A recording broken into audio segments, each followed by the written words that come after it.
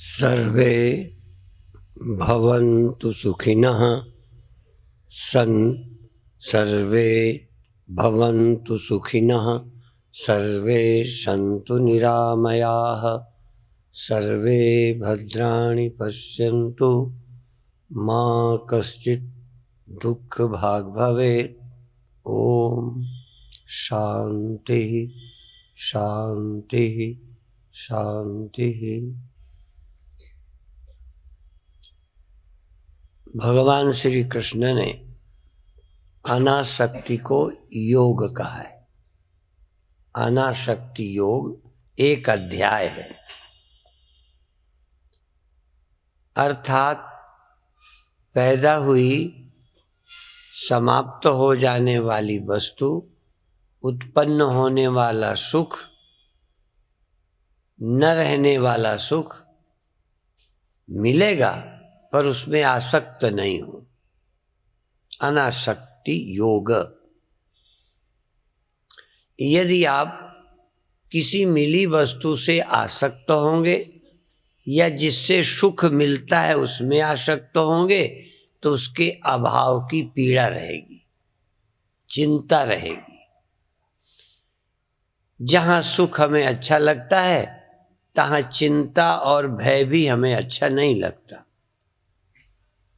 और नासी से प्रीति भय पैदा करेगी।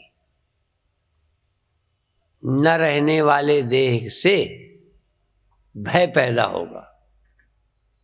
न रहने वाला देह बुरा नहीं है, अच्छा है, रहे। और हमारे गुरुओं ने कहा है मनुष्य के हाथ में कुछ है नहीं।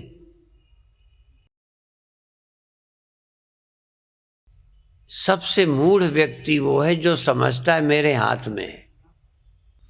बादल चलता है, उसकी छाया मेरे ऊपर पड़ती है, कुछ देर लगता है छाया जैसे मेरे साथ है, मेरा अधिकार है, पर थोड़ी देर बाद देखते हैं कि छाया गई। बादल की जैसी छाया, बादल जैसी छाई।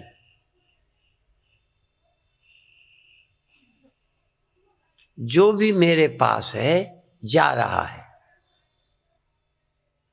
पर वो घंटे 2 घंटे जो बादल की या 10 मिनट छाई रही, छाया जैसे मेरा हक है, अधिकार है, मुझे पसंद है पर अधिकार नहीं है।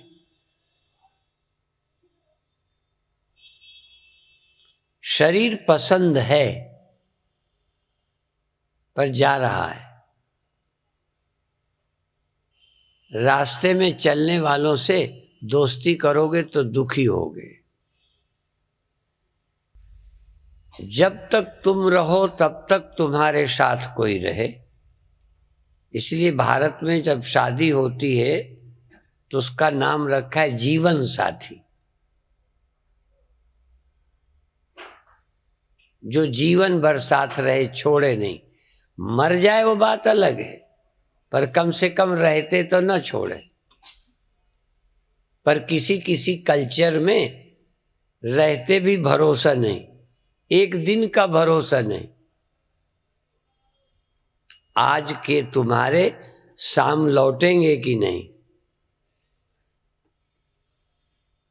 तो जिसका भरोसा नहीं उससे रिलेशन कैसा। संबंध नहीं जोड़ो, अपना बनाने की चेष्टा नहीं करो, उसकी प्रकृति देख लो। इसीलिए जब शादी का विषय आता है तो हम लोग कहते हैं भाई आप विदेशियों से शादी मत करो। लड़की है तो विदेशी लड़के से न करो, लड़के हो तो विदेशी लड़की से नहीं करो, क्योंकि उनके यहाँ रिश्ता मजबूत नहीं है। मैं खंडन नहीं करता, उनका जो संबंध रखने का स्वभाव नहीं है। पसंद है ठीक है, नहीं तो नहीं। रहते रहते रिश्ते टूटते हैं। एक ही जीवन में कितनी शादियां हो जाती हैं। वो भारत वालों से भी सहज पूछते हैं कि ये तुम्हारा कै नंबर का है। उनको आश्चर्य होता है, ये तुम्हारा जो 25 साल पहले ब्याह होते ये वही है।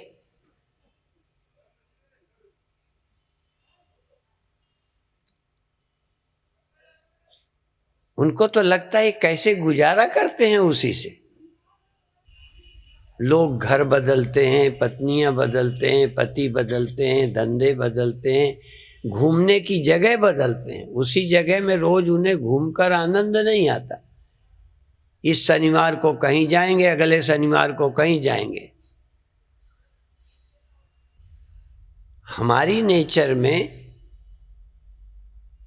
हम जिसे पसंद करते हैं उसे छोड़ते नहीं है। अभी एक समस्या भी है, तुम्हें शरीर पसंद आ गया और छोड़ना पड़ेगा। तुम न चाहो तो ये शरीर छोड़ देगा। जहां व्यवहारिक जीवन में हमें न छोड़ना अच्छी बात है, तैसे परमार्थ के जीवन में किसी को पकड़ना बुरा है। पकड़ोगे तो रोगे, दुखी रहोगे।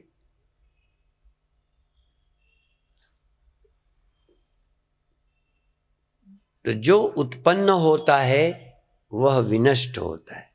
यद यद जन्यम तद तद अनित्यम। जो जो उत्पन्न होता है वह अनित्य है, सदा नहीं रहेगा।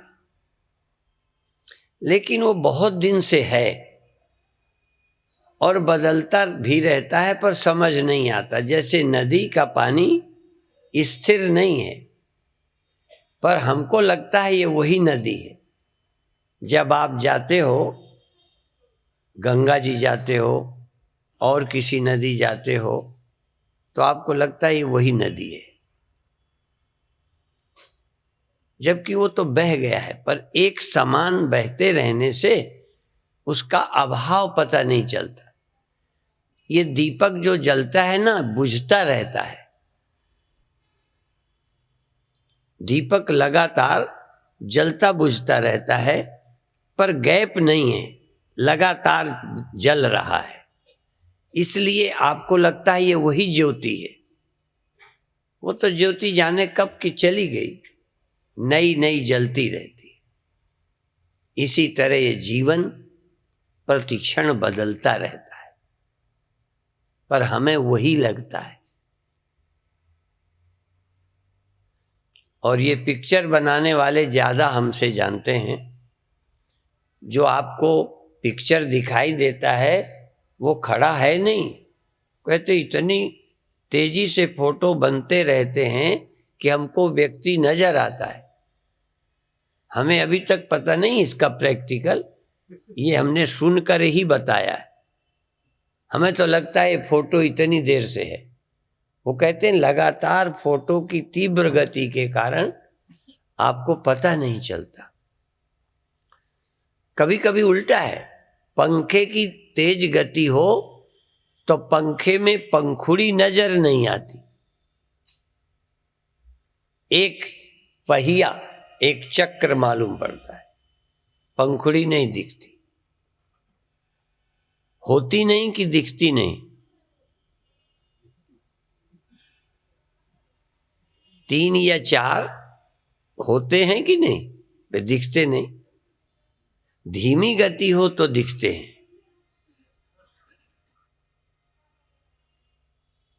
जो हमें दिखता है जरूरी नहीं कि जैसा तुम्हें लगता है वैसा हो। पंखा पहिया नहीं है, वो तो बिल्कुल फाके हैं, उसमें नहीं मालूम पड़ता। और भी पहले बताया, ये हमारे प्रवचन का एक मुख्य विषय है। छोटे में हम लोग आग का तिनका जला के रात को गोला बनाते थे, लंबी लाइनें बनाते थे। कभी आपने बनाई हो, शायद नहीं बनाई हो। अपन लोगों के पास पैसे तो थे ही नहीं, हमने पैसे के खेल नहीं खेले। आज तो बच्चे जितने में एक व्यक्ति का जीवन चलता है उतना बच्चों को खेलने में पैसे लग जाते, खिलौनों में। अपन तो तिनके जलाए रात को यूं के। अब वो जो गोला या लंबा बनता है, दिखता है, हम सबकी आंखों से गोला दिखता है, लंबी लाइन दिखती है, पर बनती नहीं, बन सकती नहीं। ये अवैज्ञानिक बात है। विज्ञान किसी कीमत पर एक तिनके को एक समय पे सब जगह नहीं कर सकता, और सब जगह हुए बिना लाइन हो नहीं सकती।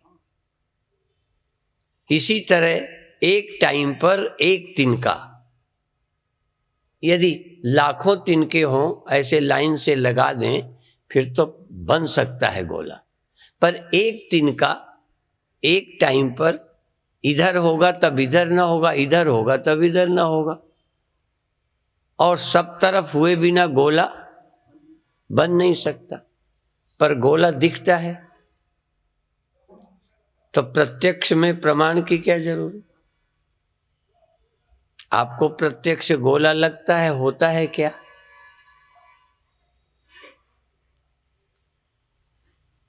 स्वप्न आपको दिखता है। कम से कम हम सब भाग्यशाली हैं, ऐसा कोई नहीं है जिसने स्वप्न न देखा हो। इसी तरह शरीर होते हैं, इसी तरह पृथ्वी, सूर्य, चंद्रमा, अंधेरा, दिन, पशु पक्षी, भूख प्यास, सुख दुख सब होते हैं। स्वप्नों पर भी विचार किया जाए, क्या कहें, बिल्कुल 100% ऐसा ही लगता है। वो तो तिनके वाली बात तो समझ में आई गई, सब जगत दिखता है और होता नहीं।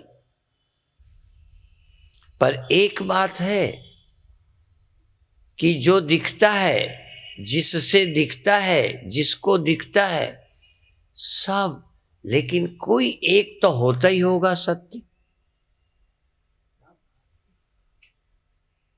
यदि स्वप्न में कोई सत्य ना हो, कोई, तो स्वप्न तो एक तो पैदा ही ना होता, दिखता ही नहीं, और जगने पर सबूत न बचता। स्वप्न के न रहने का सबूत कौन? जो बच गया या जो खत्म हो गया। तो एक चीज है जो स्वप्नों में थी, स्वप्नों में रही, स्वप्नों के खो जाने पर बची, वही स्वप्नों का सबूत है। स्वप्न नहीं, स्वप्न सत्य नहीं, सत्य वो है जो स्वप्नों के बाद भी बच गए। और जो कहता है रात को हुए थे, दिखे थे, वो झूठ नहीं बोलता। हुए थे, दिखे थे, और उस समय सच लगे थे, पर सच केवल वही था जिसने देखा था। इस जगत पर भी विचार करो। सभी संतों ने, वैज्ञानिकों ने नहीं, वो बात तो हमने वैज्ञानिक की बता दी, तिनके वाली। लेकिन एक बात है, भारत के सभी संत महात्मा ये कहते हैं ये जगत स्वप्न है। रामायण कहती है मोह निशा सब सोवनिहारा, देखहि स्वप्न अनेक प्रकारा, यही जग जामिनी जागहि जोगी। हमारे यहाँ जोगी किसको कहेंगे? जो इस जग में जागते हैं सो जोगी। आंख बंद करके बगले की तरह बैठ जाते हैं वो योगी नहीं, आसन कर लेते हैं वो योगी नहीं। विदेशों में तो योगासन ही योगा है, हमारे यहाँ योगी कौन? यही जग जामिनी जागहि जोगी, परमार्थी प्रपंच वियोगी। जो इस प्रपंच को प्रपंच जानते हैं और अपनी आत्मा की सत्यता को पहचानते हैं, आत्मा सत्य, सब दृश्य प्रपंच मिथ्या जानते हैं, सो योगी। और भी बोलता हूं, योगी ताको जानिए, जो गीता को जान। योगी ताको जानिए, जो गीता को जान, जो गीता को जानता हो। गीता के अभिप्राय, गीता के हृदय, गीता के रहस्य, गीता के सत्य को जो जानता हो उसको योगी जानो। अर्जुन योगी हो गया, गीता सुनी, अर्जुन योगी हो गया और योगी होकर युद्ध के मैदान में खड़ा हो गया। भाग गया, जंगल में चला गया नहीं, दुकान धंधा छोड़ दे वो योगी नहीं, योगी होकर दुकान धंधा कर रहा है, योगी होकर सब काम कर रहा है, योगी होकर घर बर्बाद नहीं कर रहा,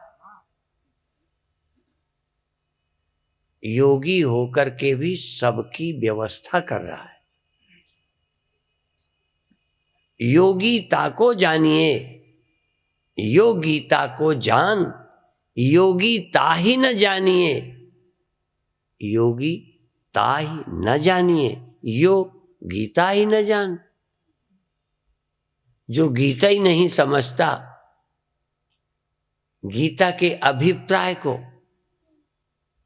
गीता को पढ़ लेने वाला भी योगी नहीं, गीता समझ लेने वाला, गीता के राज को, गीता के उद्देश्य को। भगवान कृष्ण ने गीता सुनाकर अर्जुन को योगी बनाकर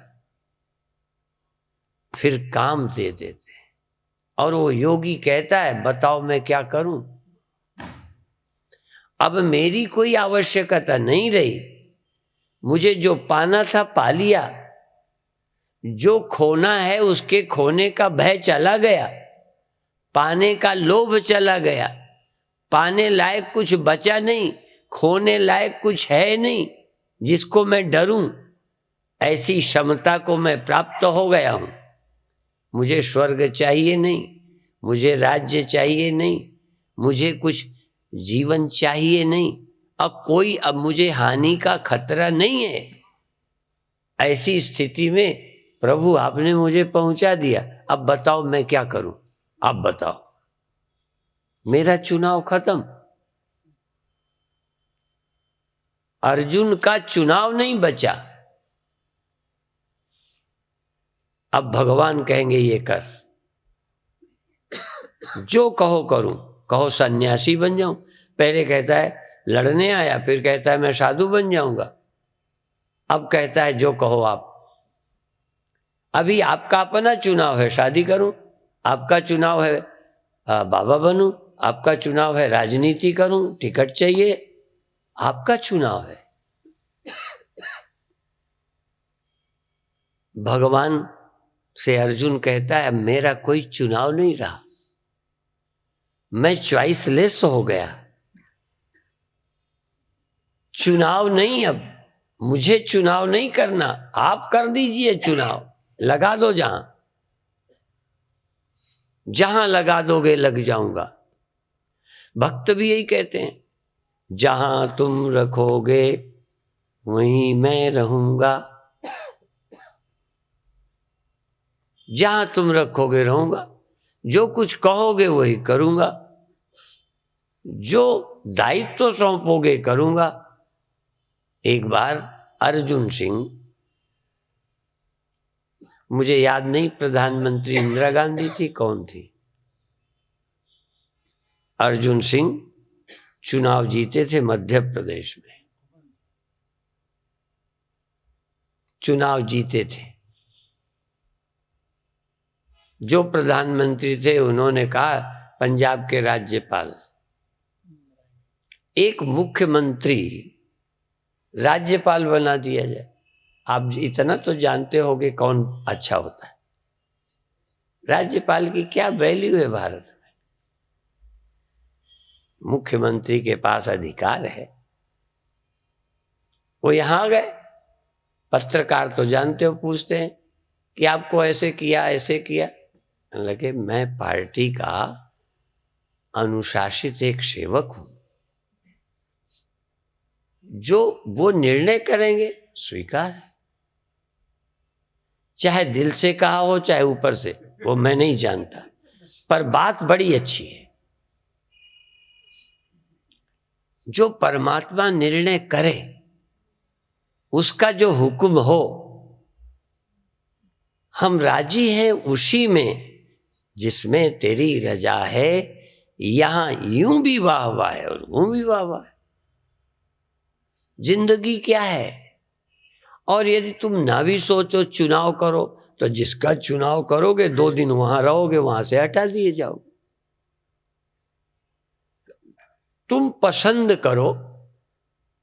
पूज्य ब्रह्मलीन गीतानंद जी महाराज अपने समय पर ये बोला करते थे। वो कहते थे बताओ बर्खास्त होना अच्छा है कि इस्तीफा देना? पूछते थे वो।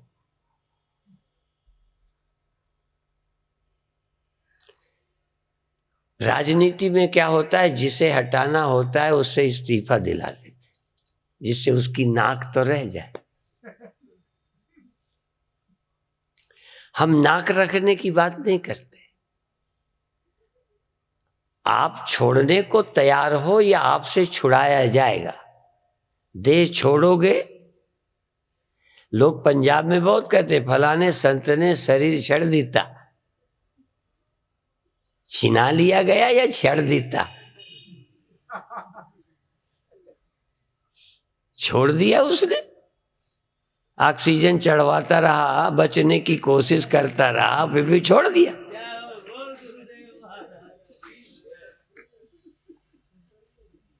चार चार डॉक्टर खड़े रहे बचाने की कोशिश, बच नहीं पाया। कहता है स्वामी जी ने शरीर छड़ देता।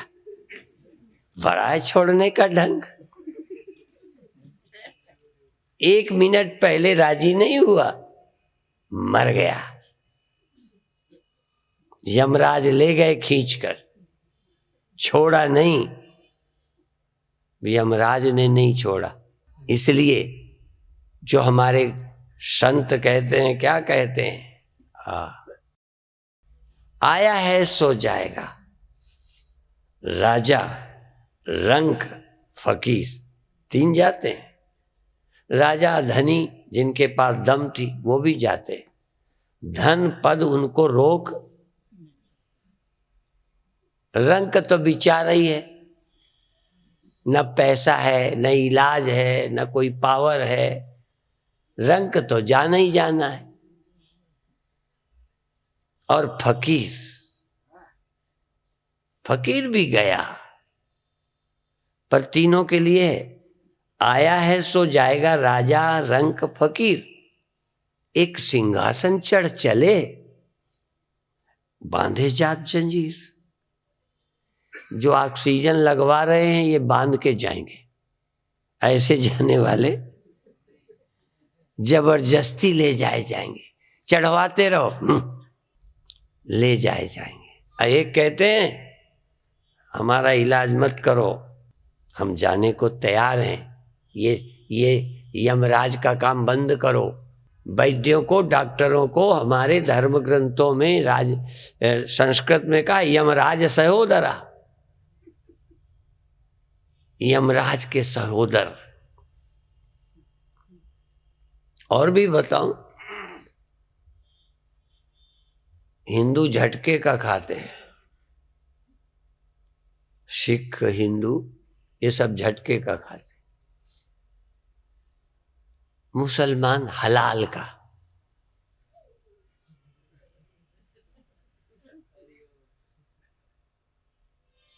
वो तड़फा तड़फा के मारते हैं,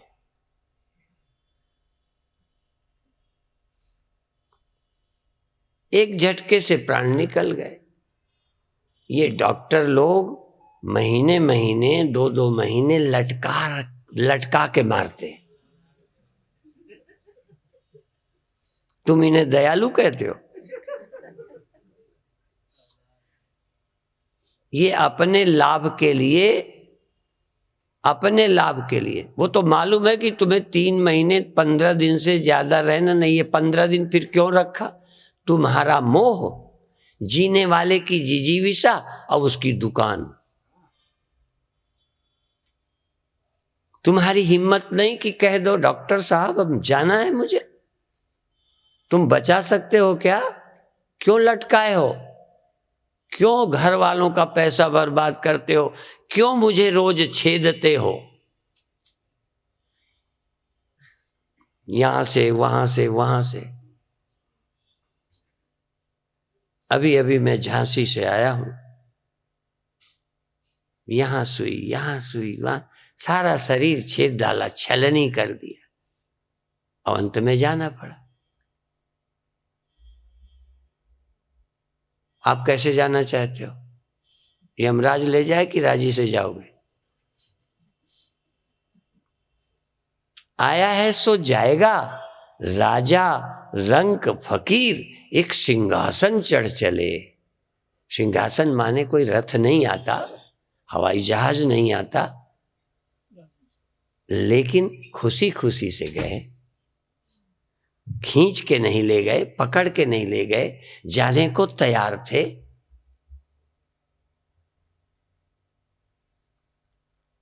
तो जाने को तैयार नहीं होने का मतलब हम राजी नहीं है, जाना पड़ा और राजी है, गए। फकीर जाते हैं, फकीर शरीर छोड़ते हैं। साधु है ही वो जो शरीर छोड़ देता है। जिसे छोड़ना पड़ता है, राजी नहीं है, वो फकीर नहीं है, वो बेचारा। फिर चाहे पूंजीपति हो, राजा हो बेचारा, चाहे गरीब हो बेचारा। जो चाहता नहीं था बेचारे को जाना पड़ा, वो राजा बेचारा नहीं है, बेचारे अमीर को जाना पड़ा। और इस बात के लिए कोई से मत पूछना, तुम देखना तैयार हो कि नहीं। मुक्ति क्या है? सृष्टि के दुख क्या है? छोड़ने को मन राजी नहीं है, छोड़ना पड़ेगा, यही समस्या है, यही दुख है। धन छोड़ना पड़ेगा, तन छोड़ना पड़ेगा, परिवार छोड़ना पड़ेगा, यही तो दुख है। भवरोग क्या है? संसार दुख और क्या है? छोड़ने के सिवा और क्या दुख है बताओ? जिसको छोड़ने का दुख नहीं है, गया दुख। कोई भी छूटता है, परिवार, धन, पद, शरीर, यदि छूटने का तुम्हें दुख चला गया तो तुम मुक्त नहीं हो। मुक्ति क्या है? मुक्ति पेड़ों में फरती है? मुक्ति के कोई सर्टिफिकेट मिलते हैं?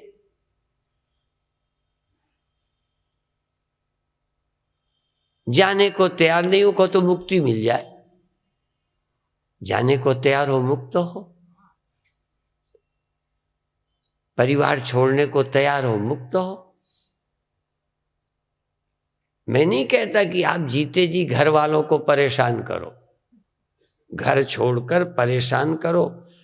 कई बार घर छोड़कर भी घर को लोग देते रहते हैं, मैं वो नहीं कहता। घर में रह के देते रहो, पर जाओ तो चिंता ना करो, आराम से जाओ। मैं ठेकेदार हूं क्या? और फिर हूं तो उसने मुझे ठेका दिया था और वही मुझे बुला रहा है। ठेका उसने दिया, काम उसने सौंपा, अब काम वो छुड़ा रहा है। अब मैं क्यों? मेरे बच्चों का क्या होगा?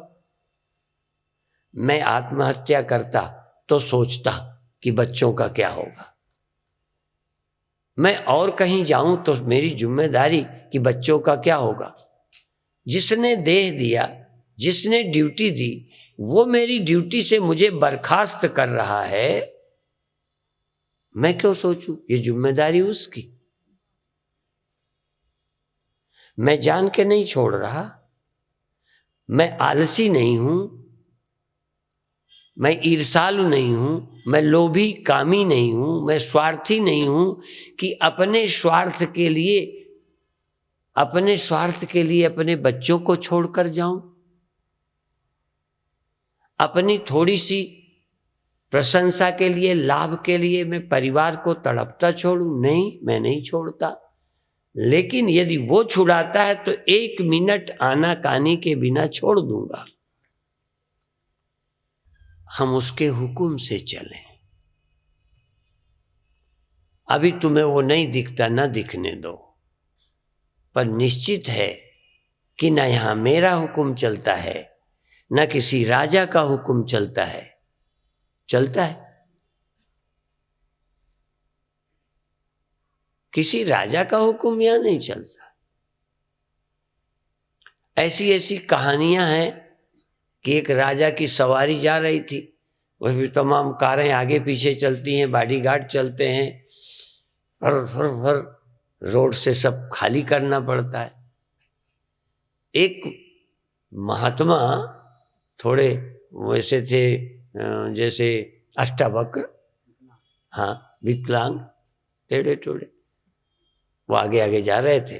बॉडीगार्ड ने कहा हटो हटो, राजा आ रहा है। कहने क्या हो गया? राजा आ रहा है तो क्या हो गया? कहने सबको हटना पड़ता है। राजा के हुक्म को, राजा की सवारी को, राजा के आदेश को सबको मानना होता है। वो हटा ही नहीं। इतने में राजा आ गया। कहने क्या बात है? कहने ये बहुत जिद करता है, हटता नहीं। उनका क्या है भाई? कहने लगे ये कहते हैं राजा का हुक्म सबको मानना पड़ता है। सच बता दो, आपका हुक्म सब कोई मानता है? तो राजा कहता हाँ। तो कहते आज हुक्म दे दो, रात भर मुझे मच्छर काटते हैं, ना काटें। राजा से कहा हुक्म दे दे। अब राजा भौचक्का, मच्छर हुक्म नहीं मानते। तुम तो डरपोक हो, कायर हो, इसलिए हुक्म मानते हो, मच्छर नहीं मानता। तुम्हारा और कौन मानेगा? प्रकृति तुम्हारी सुनती है, जा रही है, बदल रही है, सब हो रहा है, बुढ़ापा आ रहा है। हमारी चलती, डॉक्टरों की चलती तो कोई जाता ही नहीं। किसी का बस है, फिर भी आदमी पता नहीं अपने को क्या समझता है।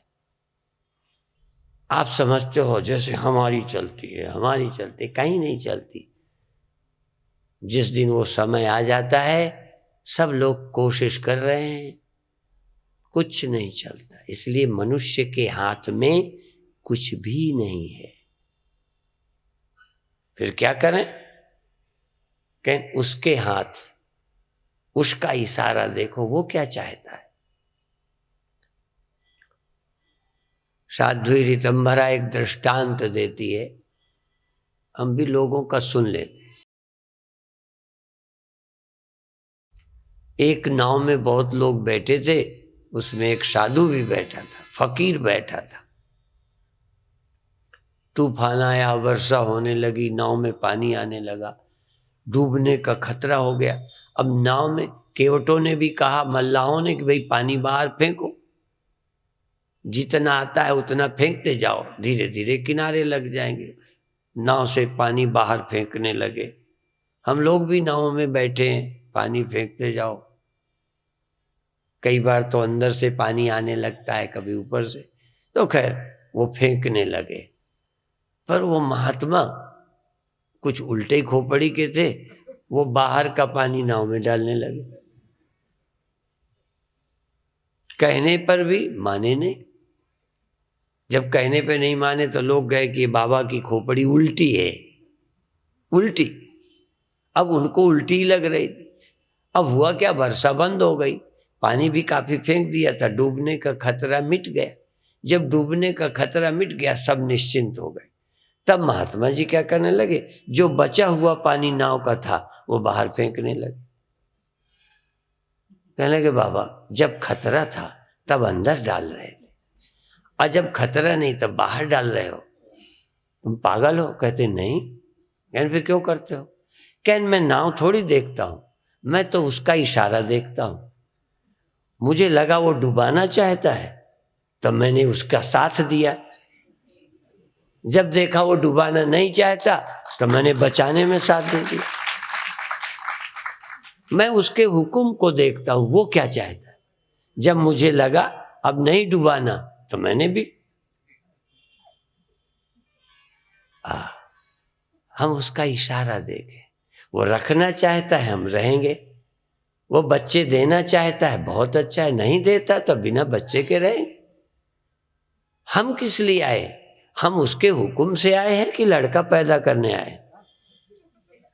हम उसके हुक्म से आए हैं कि अमीर बनने आए?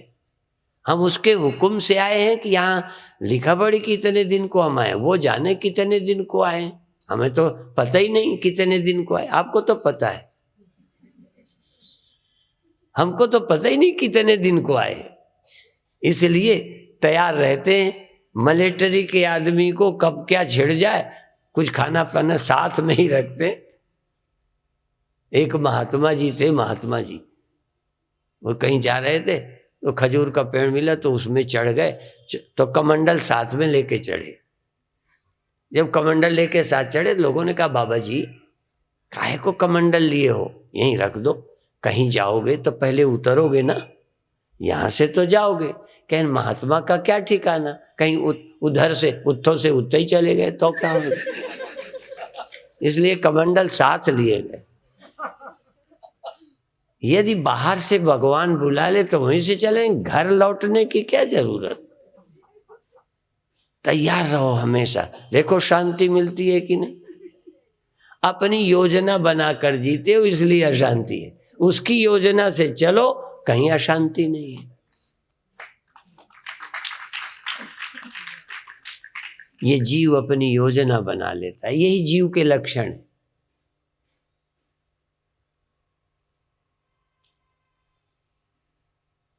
बधाई है उनको जो इस सृष्टि का सचमुच अध्ययन करते हैं, इसकी प्रकृति को समझते हैं कि इसकी प्रकृति क्या है, जीव की प्रकृति क्या है, मेरी प्रकृति क्या है। हम अंग्रेजी तो कुछ जानते नहीं थे, विदेश गए तो कुछ शब्द सीखे। वो कहते तुम्हारी ट्रू नेचर, असल में हमारी एक ये नेचर है जो हमारी रियल नेचर क्या है, हम सचमुच हमारा स्वभाव क्या है, ना बदलने का। हमारी दो नेचर हैं, एक बदलते रहने की है, एक न बदलने की है। एक ये नेचर है अपरा, एक है परा। परा जो कभी बदलती नहीं, अपरा जो बदलती रहती है, ये अपरा प्रकृति है। अपरा प्रकृति और परा प्रकृति। परा जिसमें कभी चेंज नहीं होती।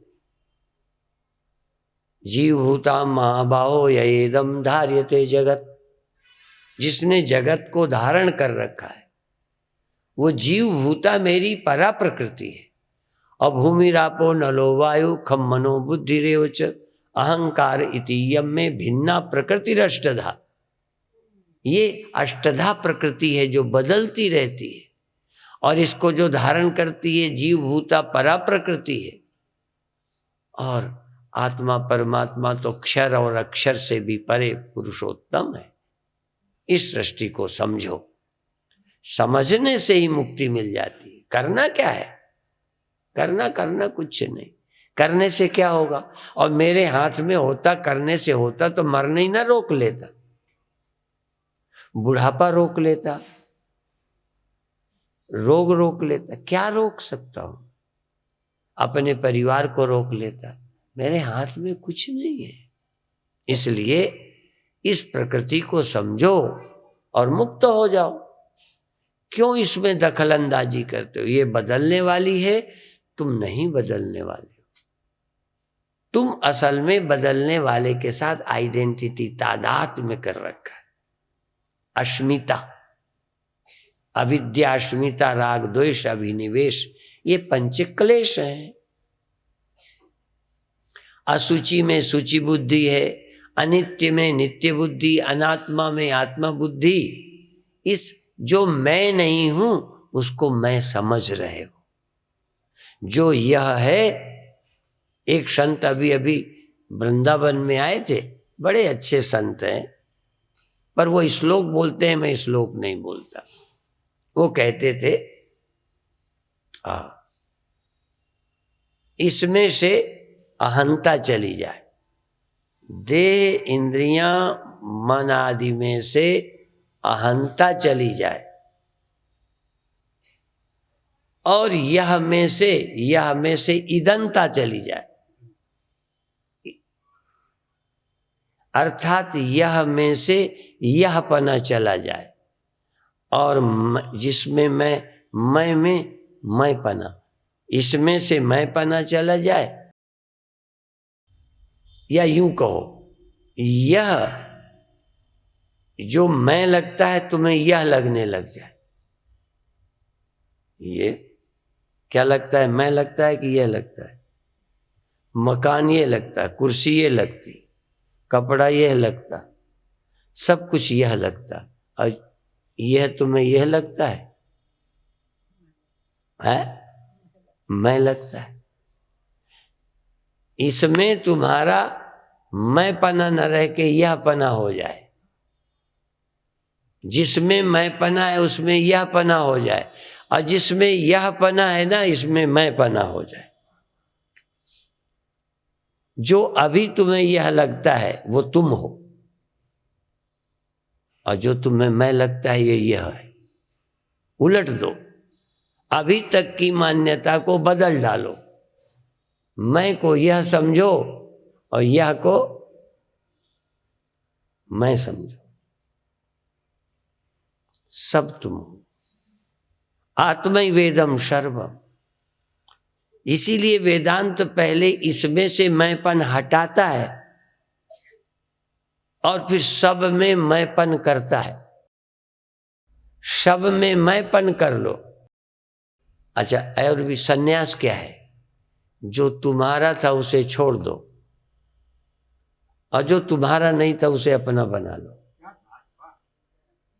घर को छोड़ दो, क्योंकि उससे लगाव है, वो बंधन है, उसे छोड़ दो। और जिसमें लगाव नहीं है, इस सारी सृष्टि में लगाव करो, ये मेरा है, ये मैं हूं। थोड़े को अपना कर, यद अल्पम तन्मर्त्यम, यद अल्पम तन्मर्त्यम, जो अल्प है वो बंधन है, इसलिए अल्प का तो त्याग कर दो और विराट को ग्रहण कर लो। इसलिए सन्यासी एक को छोड़ता है, सबका हो जाता है, सबका हो जाता है, सबको अपना बना लेता है।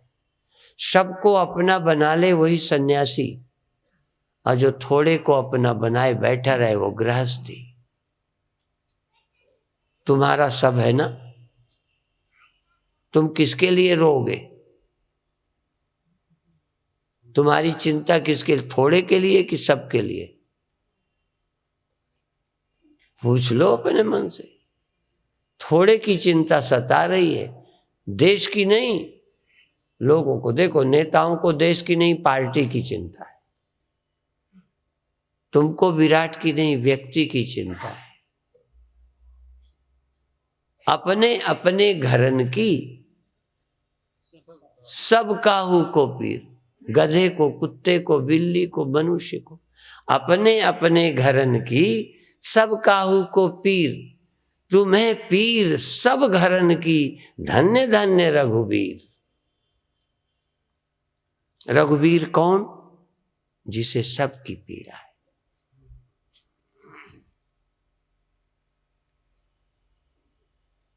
तुम किसके मरने से मरोगे? सही बता दो।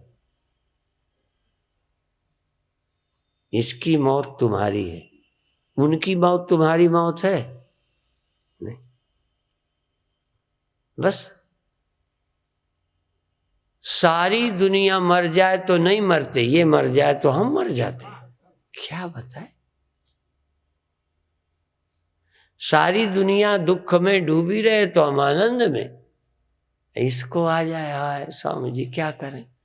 अच्छा, आप हमारे पास किसके लिए आते हो? किसके दुख दूर करवाने? सारी दुनिया के। और हम कहते हैं हम सब दुख दूर कर देंगे, एक का तुम दूर कर लो, एक का तुम दूर कर लो, सबका हम कर देंगे। है ना कमाल हमारा। एक की मौत से तुम ना मरो, फिर किसी की मौत से न मरोगे। और यदि इसकी मौत से तुम मरते हो तो कौन बचाएगा? जो इसकी मौत से नहीं मरते फिर वो काल के गाल में नहीं समाते।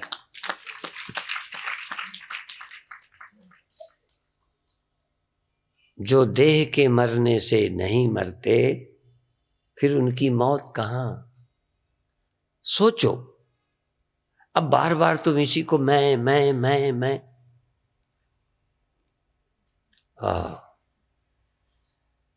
इसलिए मैं देह हूं, इससे बड़ा कोई पाप नहीं है। मैं देह हूं, देह में रहना बुरा नहीं। देखो, घड़ा बनना बुरा नहीं, मिट्टी का घड़ा मान लेना। घड़े के भीतर जो मिट्टी रहती है वो मिट्टी नहीं है, घड़े के अंदर जो मिट्टी रहती है वो पैदा हुई है। देखो, झूठ नहीं बोलना। घड़े में जो मिट्टी है वो पैदा हुई है क्या? पैदा क्या हुआ है? घड़ा। घड़े में रहने वाली मिट्टी को जन्म कुम्हार ने दिया? नहीं, तो नहीं पैदा हुई। अब यदि वो पैदा हुई मानती है तो मूर्ख नहीं है। देखो, सूत्र है, बहुत झीना है, सरल भी है, पर अब उस मिट्टी को कैसे समझाए जो घड़े के आकार को कहती मैं पैदा हुई हूं। घड़ा पैदा हुआ, मिट्टी नहीं। घड़ा मरेगा, मिट्टी नहीं। पर मिट्टी घड़े से तादाद में करके मैं ही घड़ा हूं। इसलिए मिट्टी में घड़ा बने कोई बंधन नहीं, पर मिट्टी घड़ा मान ले अपने आप को, बस यही बंधन। सारी सृष्टि होगी, रहेगी, थी, होती रहे, पर तुम मुक्त रह सकते हो। और यदि तुमने अपने को देह माना, देहाभिमानात् यत् पापम न तद गोबध कोटि भी। करोड़ों गायों के मारे जाने से इतना पाप नहीं लगता जितना मैं देह हूं मानने से पाप लगता है। क्यों? गो हत्यारे का तो गंगा नहाने से, कुछ और करने से प्रायश्चित तो हो जाएगा, पर देहाभिमानी जब तक देह का अभिमान का त्याग न करे, इसको मौत से बचने का कोई रास्ता नहीं है ही नहीं। कोई नहीं बचा सकता। भगवान भी चाहे तो उनको बचा ले। देखो, झूठ नहीं बोलता मैं। अच्छा, भगवान तुम्हें बचाएगा मरने से? फिर कौन बचाएगा? फिर बताओ। जो तुमको देहाभिमान से मुक्त करेगा वही तुम्हें मौत से बचाएगा। गुरु तुम्हें मरने से बचाएगा, ईश्वर भी मरने से नहीं बचाएगा। नहीं तो क्या है, कोई ने रोक लगाई है ईश्वर को बचावे तुमको।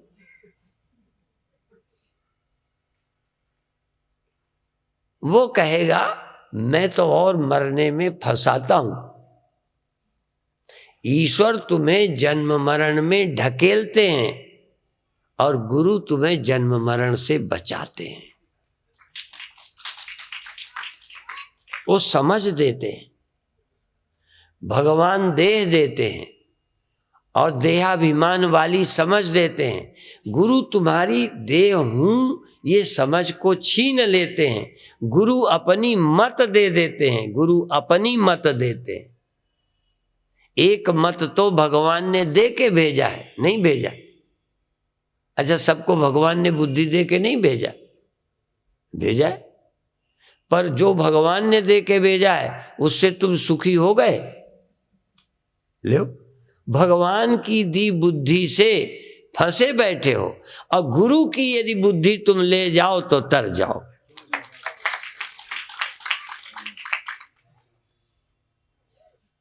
गुरु मत, गुरु वाणी, गुरु के सिद्धांत, गुरु की सोच ले जाओ, और फिर शरीर रहने दो, रहेगा। घड़ा फोड़ना थोड़ी है, वो आपे ही फूटेगा जब फूटेगा। हम जल्दी क्यों करें? हम मिट्टी हैं, घड़ा रहे तो मिट्टी हैं, और घड़ा फूटे तो मिट्टी नहीं है। बोलो, है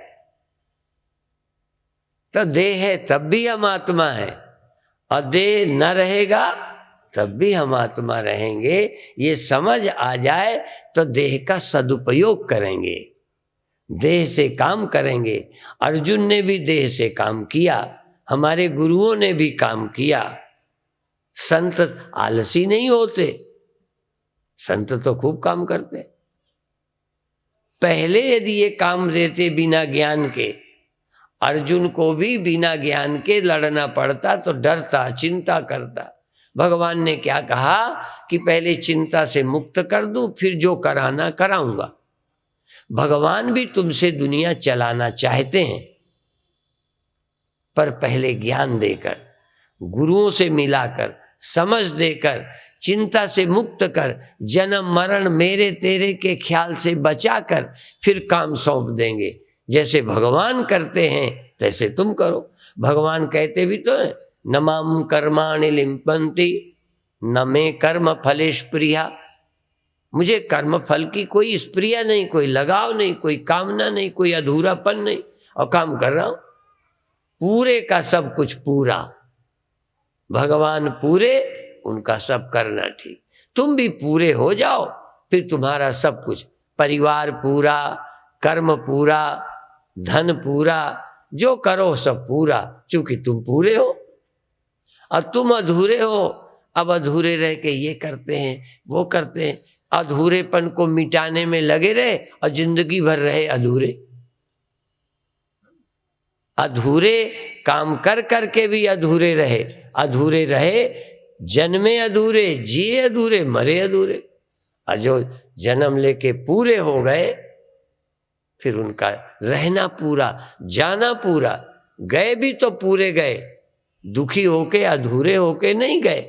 शरीर छोड़ा तो पूरे, शरीर में रहे तो अधूरे, शरीर में रहे तो पूरे, और काम किया तो पूरे रह के काम किया। भगवान कहते हैं मुझे क्या पाना बाकी है, फिर भी काम करता हूं। और हम काम क्यों करते हैं? कहते हैं हम अधूरे हैं, इसलिए पूरे होने के लिए काम करते हैं। सुबह से शाम तक अपनी कमी को पूरा करने के लिए काम कर रहे हैं। भगवान कहते हैं हमें कमी कोई नहीं है, फिर भी काम करते। तो कौन ठीक है, पूरे होके काम करना है या अधूरे रह के काम करना? इसलिए भगवान की गीता सुनो, गीता समझो, और पूरे होके जिंदगी में काम करते रहो। ये नहीं, कई लोग बड़े काम करते हैं, कहते हैं हम करे करे मर गए, हमें क्या मिला? परिवार के लिए मर गए, क्या मिला? तो पहले काहे मरे? पहले पूरे हो जाते, फिर काम करते परिवार का। किसने कहा कि तुम अधूरे रह के मरो? हम तो पिता के लिए किया, हमें तो कुछ दिए ही नहीं। हम तो पत्नियां पति के लिए मरी, पति बेचारे पत्नी के लिए मर रहे हैं, कोई देश के लिए। कहाँ मर रहे हो तुम? ना समझ हो, स्वार्थी हो, गद्दी के लिए, कुर्सी के लिए अपने कद को बड़ा करने में लगे पड़े हो। जिस दिन तुम पूरे हो जाओगे, तुम्हें कुछ पाना बाकी नहीं रहेगा, और जब पाना बाकी नहीं रहेगा तो देने वाले हो जाओगे, बांटने के लिए आओगे। हमारे संतों के लिए कहते हैं जन परोपकारी आए। संत तो परोपकार के लिए आते हैं। जन्म मरण दोनों में नहीं, जन्म और मरण में दोनों में मैं नहीं हूं। हम तो परोपकार के लिए आए। हम का मतलब हम सबके लिए कह रहे। आप किस लिए आए हो? जब ये सोचते हो हमें ये मिल जाए, हमें ये गड़बड़ हो गई। परोपकार, कई लोग कहते हैं हम तो परोपकार किए किए मर गए। लो, जो मर गए असल में अभी परोपकार किए नहीं, दिखाई परोपकार, कहीं स्वार्थ ही पूरा करते रहे, वो हो पाया नहीं। जब तुम परोपकार कर रहे हो कोई स्वार्थ रहा ही नहीं, स्वार्थ नहीं है तभी परोपकार होता है। स्वार्थी आदमी जो भी करता है स्वार्थ, परोपकार नहीं होता। स्वार्थी चुनाव लड़ता है तो परमार्थ है। अच्छा, स्वार्थी शादी करता है तो परमार्थ है। झूठ नहीं बोलना, शादी की है, परमार्थ किया है। धन कमाया है, दुकान की है, परमार्थ किया है। और यदि तुमको कमी नहीं है, दुकान करते हो तो दुकान भी परमार्थ है, फैक्ट्री भी परमार्थ है। जब तुम्हारे अंदर स्वार्थ न रह गया, सच कह दो युद्ध भी परमार्थ है। जब स्वार्थ नहीं रहा तो जो करोगे परमार्थ है। और स्वार्थी आदमी दान भी देता है तो स्वार्थ है, मानो या न मानो। खोपड़ी को देखो, स्वार्थी आदमी का दिया दान स्वार्थ, और परमार्थी तो तुम्हारा छीन भी लेना और छीन के देश को बांट दे तो भी परमार्थ है। कृष्ण की चोरी परमार्थ, कृष्ण का युद्ध परमार्थ, और तुम्हारी तो दया भी स्वार्थ। कई गरीबों पे दया कर रहे हैं, आगे इलेक्शन आना है ना, ये देखो परमार्थी। जिन गरीबों पर रहम नहीं है फिर भी राजनीति की रोटी सेकने के लिए गरीब फलाना, इतने आक्रमण हो चुके मंदिरों पर, संसद पर, इन्हें आतंकवादी नहीं लगे, अब लगे।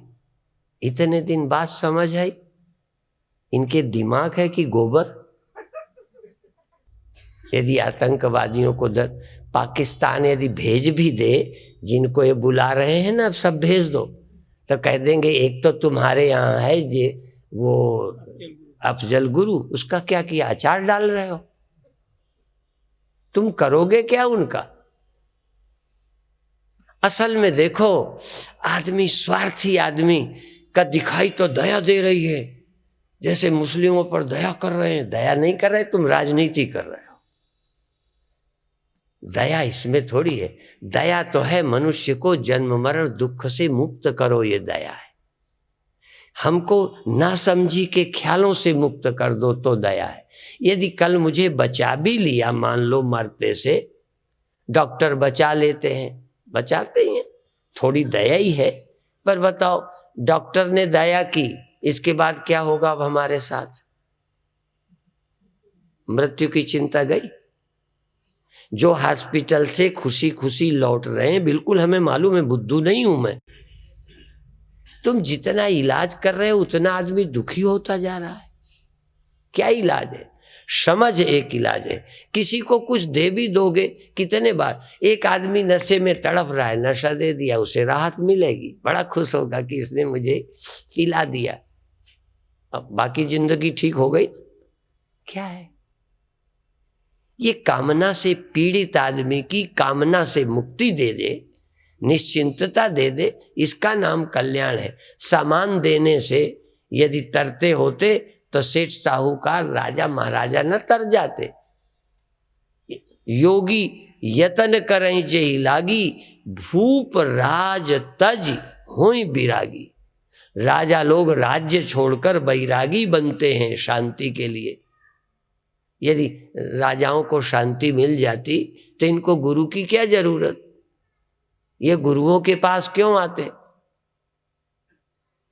इसलिए सब समस्याओं का समाधान गुरु है, ग्रंथ है, उपनिषद है, गीता है, और कोई समाधान नहीं। और रोटी कपड़ा मकान तो देखो, जिनके पास अकल नहीं, शकल नहीं, कोई साधन नहीं, साइंस नहीं, वो कुत्ता जीते हैं नहीं, सुअर जीते नहीं, पशु जीते नहीं, कीड़े जीते नहीं, सब जी लेते हैं। इसलिए और सब देने का हम विरोध नहीं करते। विज्ञान ने हमें बहुत कुछ दिया है, बहुत कुछ दिया है, पर न शांति दे सका है न दे सकेगा। शांति नहीं दे सकेगा विज्ञान। शांति जब देंगे, गुरु देंगे, ग्रंथ देंगे, संत देंगे। आपसे भी निवेदन, खूब खाओ पियो, रहो, मौज से रहो। हम तुमसे ज्यादा ठाठ से रह रहे, कोई मना थोड़ी कि ठाठ से न रहो। अच्छे मकान में रहो, लेकिन अच्छे मकान भर में रह के निश्चिंत रहोगे क्या? निश्चिंतता बिल्कुल एक अलग चीज है। वो राजा भी हो सकता है, शेठ भी हो सकता है, फकीर भी हो सकता है। निश्चिंतता समझ से आती है, सच्ची समझ से। और उसके बिना महल वाले भी चिंतित हैं, राजा भी चिंतित हैं। राजे राजों को मरवाते रहते हैं। पाकिस्तान में ज्यादातर मारे ही जाते हैं, और नेपाल में भी बेचारे को किसी ने मारा, और बाद में जो रहा उसकी भी खटिया खड़ी हो गई है। क्या औरों को मरवाया, और आपका क्या बना? देख तमाशा। ये सब जिंदगी है, कहाँ जीते हो? इसलिए शांति यदि चाहिए तो प्रभु की शरण आओ, आत्मा की शरण आओ, प्रभु की याद करो जो सारी सृष्टि में रहता है, सर्वनिवासी सदा लेपा। उसको खोजो और जीवन में चैन में रहो। ये मरना जीना खेल है, जो सपना और पेखना ऐसे जग को जान, इनमें साँचो कुछ नहीं, नानक बिन भगवान सब स्वप्न है। इतना ही कहकर समाप्त करते हैं। अब हमारी लड़ाई में बातें ही बातें हैं, पर बात बन जाए तो है कुछ और बात। बस बातों बातों में बात बन सकती है, बातों बातों में झगड़ा हो जाता है। बादे बादे बढ़ते बैर बननी, बादे बादे जायते तत्वबोधा। बात बात से ज्ञान होता है, बात बात से झगड़े हो जाते हैं। बस एक ही बात है कि हम आपकी जीवन की समस्याओं के लिए बोल रहे हैं। आप अधिक से अधिक संख्या में आकर परसों सुबह से फिर लाभ उठाइए। ओम शांति।